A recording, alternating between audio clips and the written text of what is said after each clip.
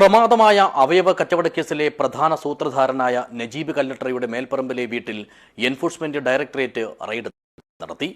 അവയവ ശസ്ത്രക്രിയകളുടെ മറവിൽ ലക്ഷക്കണക്കിന് രൂപയുടെ ക്രമക്കേടുകൾ നടന്നിട്ടുണ്ടെന്നാണ് ഇഡി സംശയിക്കുന്നത്.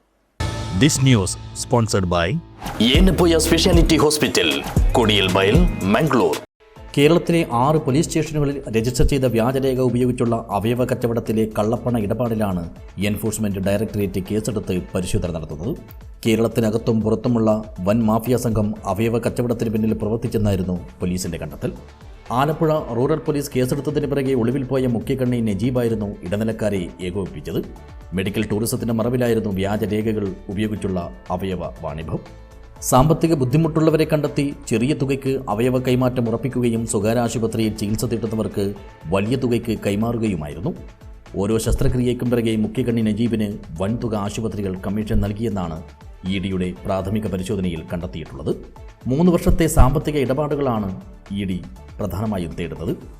ബാങ്ക് ഉദ്യോഗസ്ഥരെയടക്കം സംഘത്തിൽ ഉൾപ്പെടുത്തിയാണ് ഇഡിയുടെ റെയ്ഡ്. അവയവ കച്ചവടത്തിൻ്റെ മറവിലെ കോടികളുടെ കള്ളപ്പണ ഇടപാടിൽ കൊച്ചിയിലെ സ്വകാര്യ ആശുപത്രികളിലടക്കം കേരളത്തിലെ 6 ഇടങ്ങളിലാണ് വ്യാഴാഴ്ച ഇഡി പരിശോധന നടത്തി. ഇതിന്റെ ഭാഗമായിട്ടായിരുന്നു കേസിലെ മുഖ്യപ്രതിയായ മുഹമ്മദ് നജീബ് കല്ലട്ടറയുടെ കാസർഗോഡ് മേൽപ്പറമ്പിലെ വീട്ടിലെയും റെയ്ഡ്. News bureau, Kasaragod.